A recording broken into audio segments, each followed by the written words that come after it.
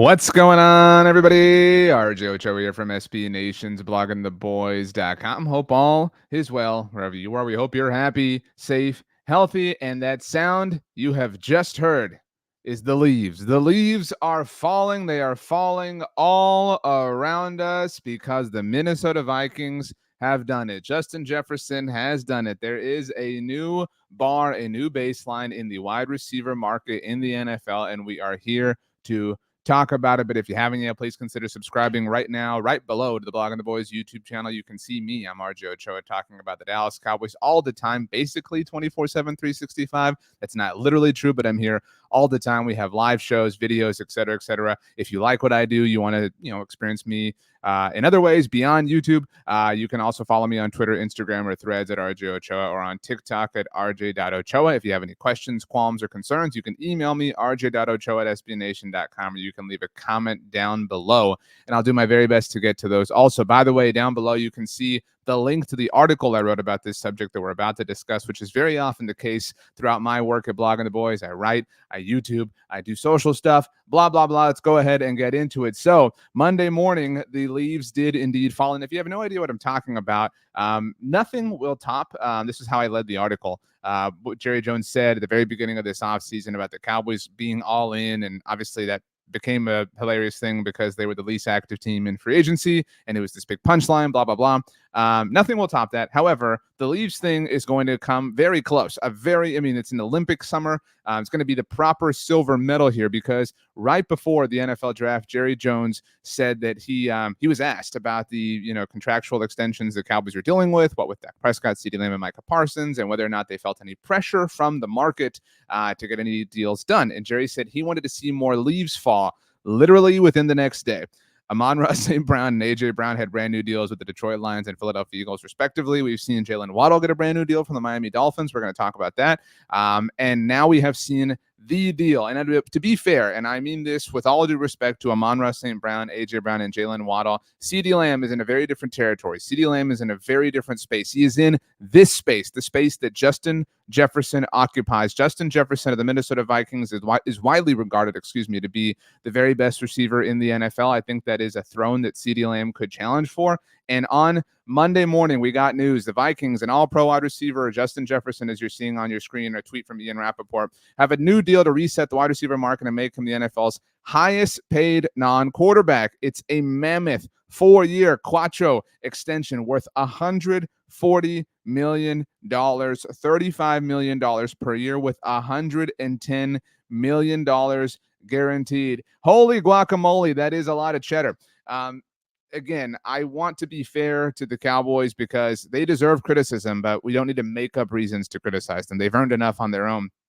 The Amon-Ra deal, the AJ deal, the Waddle deal, those things were never going to have a true and total impact, obviously, because CeeDee is a superior player. And by the way, if you somehow don't believe that CeeDee Lamb is going to, challenge for this type of money for these type of numbers, I don't think you're living in proper reality. I tweeted this out myself. Let me put this up on your screen here.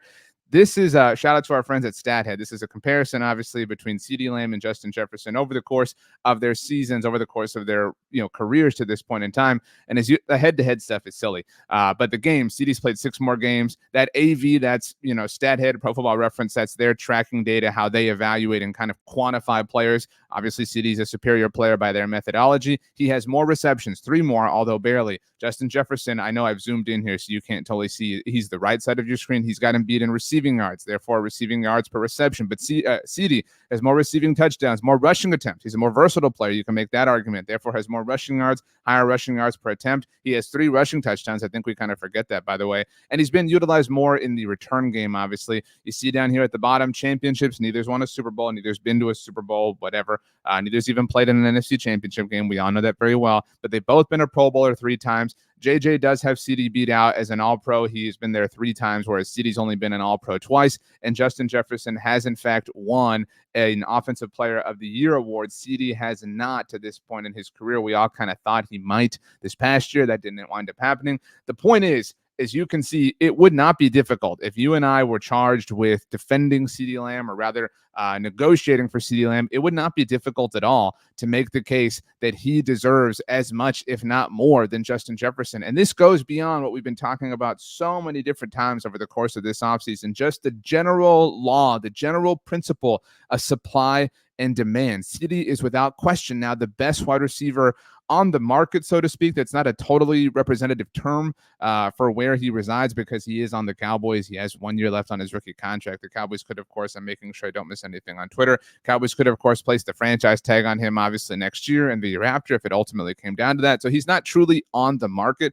but we now have CeeDee Lamb. We now have Jamar Chase. We now have Brandon Ayuk. We still have T. Higgins, wide receivers who could ultimately get money like this. And all it takes is one. It takes one desperate team when you do truly totally reach the market to put you in all-time stupid levels of money, which is why when players become cornerstones for you, you have to take care of the deals as soon as possible. And that's where I wanted to take this conversation because the Cowboys were stuck. CeeDee was very wise this offseason to wait on Justin Jefferson's deal to get done because many people do regard Justin to be the best wide receiver in the NFL. How could you not? He's incredibly decorated throughout his first 4 seasons. He deserves all the props and all the money that he's getting from the Vikings.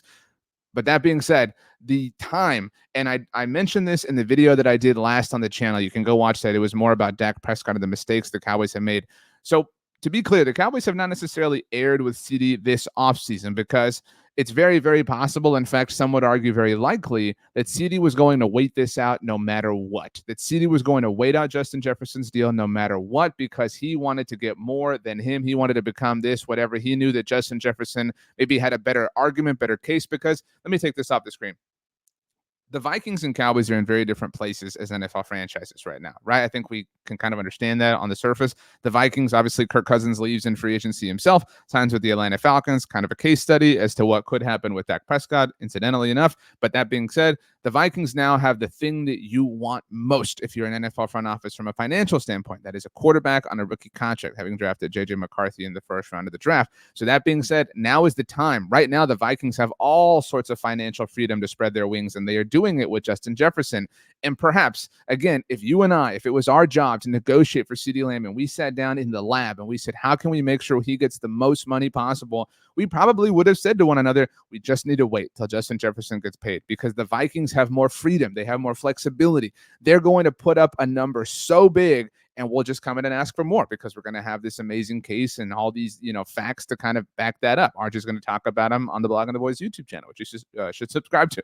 So that being said, I don't blame the Cowboys for not getting a deal done with CeeDee this offseason because it might have truly, totally, absolutely been out of their control. But what I'm upset about and what you should be upset about, if you're somebody who wants to see the Dallas Cowboys do the smartest things possible, and I'll put this back up on your screen now, to be clear, the proper time to take care of CeeDee was a year ago. And that was the conversation with the Dak Prescott video I did. The Cowboys are stuck now, right? They're in this bed. And a lot of people are like, oh, let's just lie in it, blah, blah, blah. They made this thing, not us.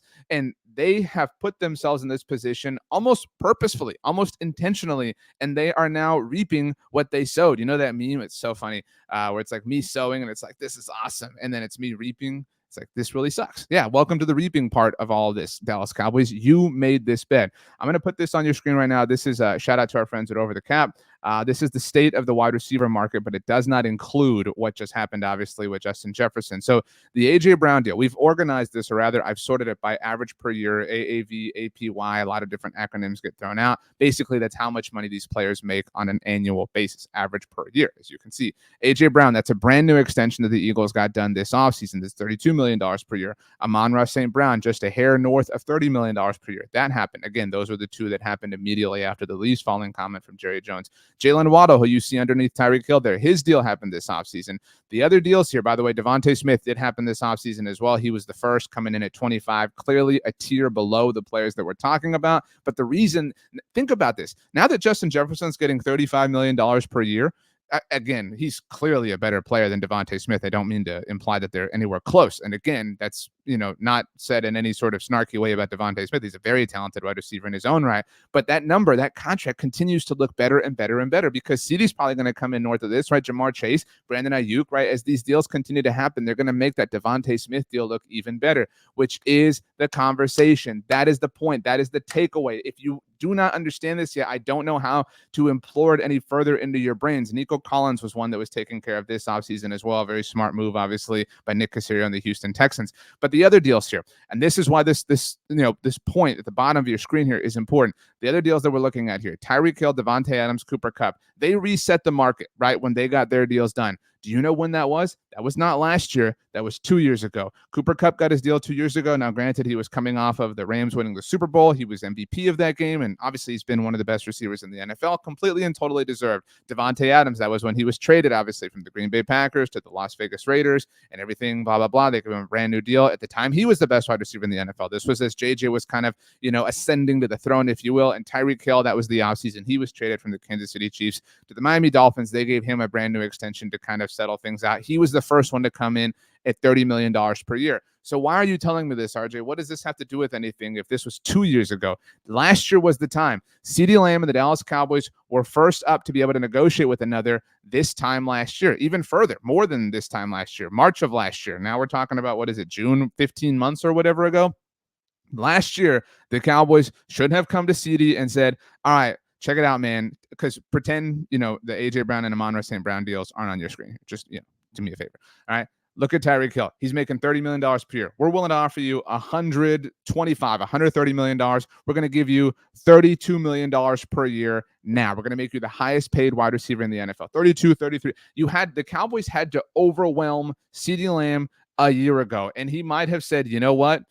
I want to wait because I think I'm better than Justin Jefferson. And maybe this truly did happen. I'm actually willing to say that it's possible. But based on literally all of the evidence and the fact that the Cowboys are in this situation time and time and time again with different players and currently in this situation with multiple players, I have a hard time believing it myself.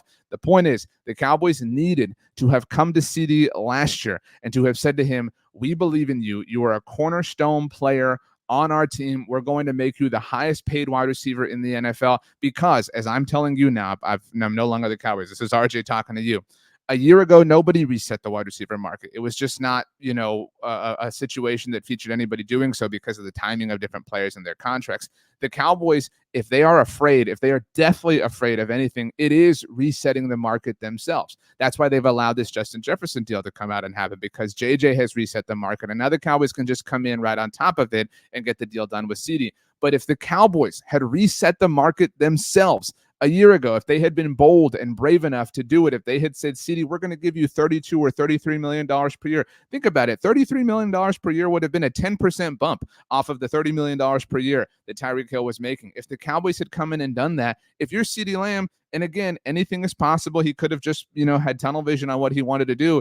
If you're CeeDee Lamb, if you and I are negotiating for him again, we come in, we say, look, they're coming in at 10% higher than Tyreek Hill's deal. Let's take this now. They've overwhelmed us properly. We're going to sign this extension. We're going to get it done. There are teams all over the NFL that get these deals done with their cornerstone first-round players after the first 3 years of experience, obviously, in the NFL. The Cowboys don't necessarily get that done, although they did get it done with Trayvon Diggs last year. I do want to say that and mention that. They deserve their credit for that. But that being said, back to CeeDee. If they had done that now, if they had gotten him locked in at $33 million per year, right now we'd be sitting here saying, well done, bravo, great job, guys. You properly forecasted, you properly looked ahead, and you properly identified that Justin Jefferson was coming around the bend, that Amon-Ra St. Brown, that A.J. Brown was going to want an extension, that Jalen Waddle, that, Nico Collins. I mean, that all these things, we haven't even gotten to Brandon Ayuk and Jamar Chase and T. Higgins. We haven't even gotten there.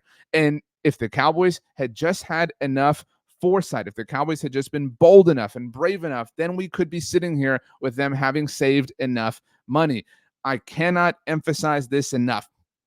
When it comes to the players who you identify, I use the word cornerstone, who you identify to be cornerstone players, incredibly valuable assets to your organization, the sooner the better. This must be understood. If you are interested in understanding the financial details of the NFL, and to be very clear here, I'm not talking about kickers and punters, although all due respect. We're talking about the money five positions in the NFL.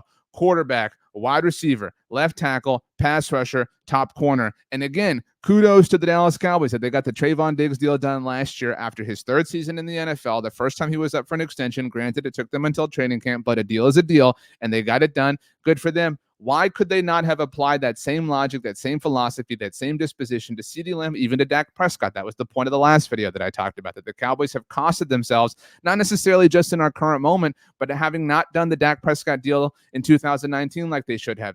By kicking the can down the road, by procrastinating, they have let this thing grow and grow and grow and grow. So as we sit here, as we understand now the CeeDee Lamb thing, how the Cowboys erred somewhat slightly, somewhat massively now by not getting this deal done a year ago, what have we learned, class? That the sooner you get deals done with your cornerstone players, the better, because the price always goes up for cornerstones, especially what, class? The money 5 positions. And if you're not frustrated enough, and to be very clear here, I'm very happy for CeeDee Lamb because he's going to be an incredibly wealthy person soon enough, because you cannot not pay him. He has a resume that, beyond the laws of supply and demand, argue that he should be paid commensurate with Justin Jefferson, if not more than him, because again, the next guy gets a little bit more. You can be mad about this. You can whine and complain. You can type in caps lock like I have done on your screen down below. It will not change the reality of the way that the market and the way that business works, not just in the NFL, but life at large. I don't know how many times to say this, despite the fact that we've been doing it time and time and time again this entire offseason. So that being said, this is a learning experience, right? We should be learning. If you haven't learned this lesson, hopefully you're sitting there saying, okay, I understand that the price always goes up for cornerstones, especially the money 5 positions. The Cowboys made a mistake by not properly overwhelming CeeDee Lamb a year ago. Gosh, dang it. That stinks. I wish that they had had enough foresight, enough boldness, enough bravery a year ago to get this done. I wish they'd been cunning enough to get this done. But you know what? They're here now. They're going to pay CeeDee more than Justin Jefferson just got. They're probably going to pay Dak Prescott. He's going to get a top of market deal done. But you know what is incredibly frustrating? And I talked about this in the Dak video that I did. Any report you see right now from any of the people who we love, right? The people on the beat, the national reporters, whatever, any report you see is, okay, well, CeeDee is the priority for the Cowboys. Yeah, you know why he's the priority? Because the market is exploding. We've been saying that all offseason as well. It made sense, and it made sense to beat this because you don't want to be last. You're going to have to pay the most if you're last. But I digress. Then Dak Prescott, because he's the quarterback. He plays the most important position on the team. I understand some of you may not want Dak back. But again, if the Cowboys want to keep him, it stands to reason that they should get him done very, very, very soon. Because while CeeDee and Dak are both entering the final years of their respective contracts, the Cowboys at least maintain some team control over CeeDee by way of franchise tags that we talked about. They have none over Dak. If Dak and the Cowboys play this thing out through the 2024 season, he could walk, and you might want that to happen, but they would literally get nothing effectively for him, and that would not necessarily be a wise way to do business. But I say all that to say, because any report you see suggests that the third of the big 3, Micah Parsons, every report is, well, the Cowboys feel like they have the most time left on him. That's true in a literal and in an objective sense, because Micah Parsons is entering year 4 of his rookie contract. And if you follow me and you've followed me for years, you've seen me explain to you that as a first-round draft pick, Micah Parsons has a 5th-year option, which the Cowboys have indeed exercised. So now I'm going to use my thumb as number 1. Micah's first season, 2021. Micah's second season, 2022. Micah's third season, 2023. Here we are. This is how my son counts on my hand, by the way. It's so much fun. It's adorable. Anyway, so Micah's right here. He's completed 3 years of NFL service, and now the Cowboys can negotiate with him. They can come to terms on an extension with him. It would be record-setting. It would probably be north of Nick Bosa's 34 or whatever $1 million mark it is, 32, 33. I can't remember off the top of my head. I've got so many numbers going on.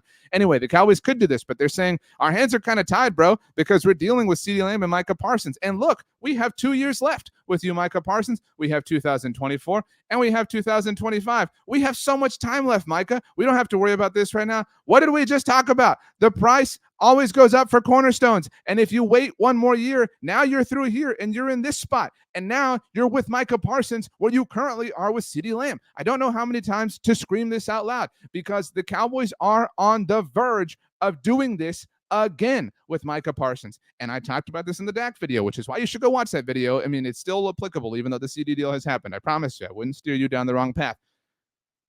The Cowboys, nobody could have known. All right, look, I love CeeDee Lamb. All right, my son, who I mentioned, he has a CeeDee Lamb jersey. He also has a Micah Parsons jersey because I'm a good dad. But that being said, the Cowboys, nobody could have known that CeeDee Lamb was going to turn in literally the most incredible individual statistical season that any Dallas Cowboys wide receiver has ever had in team history. Nobody could have foreseen that. And the fact that he did makes this, a very, very, very nice spot for him, again, relative to everything that we've kind of been discussing here.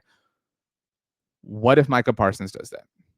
Right? Like, that's kind of the question. What if Micah Parsons does that? What if Micah Parsons goes on himself this season and has his version of the CeeDee Lamb season? What if Micah Parsons has the amazing, and I say that like kind of somewhat tongue-in-cheek because he has been stupid amazing, Micah, so far throughout his career. But what if he has an all-time season relative to himself? What if this is officially the Micah Parsons rookie of the year, the Micah Parsons defensive player of the year season? What if it is? Now we're looking at edge rusher contracts, by the way. Shout out once again to Over the Cap. I was right about Nick Bosa, $34 million per year. The names here, and we've seen Josh Allen got this deal, Brian Burns got this deal. These are all brand new, right? So it stands, Micah already has a case to come in north of Nick Bosa. I don't think that any of us would disagree with that. But the kind of main defensive players, and no disrespect to anybody individually, Nick Bosa has won a defensive player of the year. TJ Watt has won a defensive player of the year. Myles Garrett's the reigning defensive player of the year. Micah's kind of the fourth one, right? Like when you talk about the main edge rushers in the NFL, and there's some very good ones. I don't mean to leave Max Crosby out in the cold on that or anything like that, but I mean, Max is kind of the other one in that territory. Maybe Montez Sweat gets there, but I don't think any of us put Josh Allen or Brian Burns or Danielle Hunter or Rashawn Gary right there. And we're just looking at, top players in terms of average per year. My point is, I don't mean to keep jumping all over the place, but when it comes to NFL awards, and I talk about this a lot when it's that time of year, there's sometimes a battle of attrition. And sometimes the awards players or awards voters kind of say, well, you know what? Bosa's already got his, and TJ Watt's already got his, and Myles Garrett's already got his. It's kind of Micah's turn, right? Like if you look at it that way, if you kind of forecast, you say it is Micah's turn, right? He obviously would have to have the season that would, earn and justify him winning the award, but it kind of is Micah's turn to win defensive player of the year. He's got enough time served in the NFL. If you look at it that way, I know that's a silly way to look at it, but my point is, you are flirting with disaster again. And it's not even disaster because congratulations to Micah. He's going to make an absurd amount of money from the Cowboys as well, but they are on the verge. The lesson that is staring us right in the face is last year would have been the opportune time to pay CeeDee Lamb because what again, class? The price always goes up for cornerstones. So if the Cowboys had done that last year with CeeDee, it would have worked out better. We understand this now. We agree with this now. I don't know how you couldn't at this point in time. So why wouldn't now be the time to get the Micah Parsons deal done? All right. In a perfect world, the Cowboys get the CeeDee, the Dak, the Micah deals done, whatever. It doesn't seem like that. They are, again, they're not necessarily flirting with disaster, but they are eyeing it very, very intently. They are eyeing it with a lot of, going on because Micah could turn in an all-time season the way CeeDee did, whatever. And the point I made in the Dak video that I've mentioned several times now is, cool, what if he doesn't? Not cool, that would suck, right? Like this is the weird part of this subject when it comes to professional sports, because if Micah,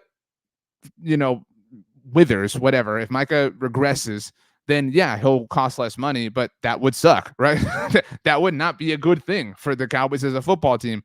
Versus if Micah has an amazing season, then the price goes up. So do you not understand how these things are connected? How the things you want mean he's going to cost even more money. The things you don't want mean he's going to cost less money. If you believe in him as being somebody who can propel your team forward, if you believe him to be a cornerstone, you have to understand this basic foundational financial principle. And the Cowboys have not understood it with Micah Parsons. They have not understood it with CeeDee Lamb. They have never understood it with Dak Prescott. They didn't understand it with DeMarcus Lawrence. They have shown the worst possible consistency with one of the most important elements of offseason roster construction in a financial sense. It's actually amazing that they continue to go down this path time and time and time again. And what's more amazing is that they continue to win 12 games a year. It is one of the most astounding kind of overall situations. I really, truly am impressed at the different ends of the spectrum that they can live in simultaneously. It is a really just wild and crazy thing. So if you haven't yet, please consider subscribing here to the Blog of the Boys YouTube channel, or please consider following me on Twitter, Instagram, or Threads at RJ Ochoa, or on TikTok at RJ Ochoa. If you want to send me an email, you can do so, rj.ochoa@sbnation.com, and you can leave a comment down below, and I will do my very best, as always, to get to those. Once again, I've written about this subject at bloggingtheboys.com. I'll put the link down in the description below. Whoo! Wow, I need another cup of coffee, apparently. I hope that you have whatever coffee or whatever, food or beverage or whatever it is that you want on this fine, fantastic Monday. We'll be here throughout the rest of the week talking all things Dallas Cowboys. For now, my friends, I'm going to bid you adieu. I'm going to give you an internet high five, and I'm going to wish you a wonderful and pleasant day. Thanks so much for hanging out with us. We will see you next time.